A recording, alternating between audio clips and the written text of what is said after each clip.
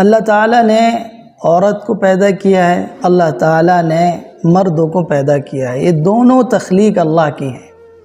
مردوں کو بھی اسی نے پیدا کیا ہے، عورتوں کو بھی اسی نے پیدا کیا ہے۔ مردوں کی جو جسم کی ساخت بناوٹ ہے وہ بھی اسی کی بنائی ہوئی ہے، اور عورت کی جو جسم کی ساخت ہے وہ بھی اسی کی بنائی ہوئی ہے۔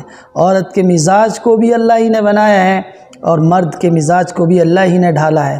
آپ دیکھیں عورت کے مزاج میں حیا ہے، نزاکت ہے، نرمی ہے، شرافت ہے، اور وہ جھجکتی ہے، اس کے اندر دوسروں کے سامنے اپنے کو اظہار کرنے میں آڑ محسوس کرتی ہے۔ یہ بات مرد کے اندر نہیں ہوتی، مرد اس طرح کی سوچ نہیں رکھتا ہے۔ تو یہ دونوں میں بنیادی فرق ہے کہ عورت پیدائشی طور پر نازک پیدا کی گئی ہے، با حیا پیدا کی گئی ہے، شرم و حیا اسے دے کر بھیجا گیا ہے۔ اب کوئی اس کی شرم و حیا کو تار تار کرے تو اس سے بڑا مجرم کو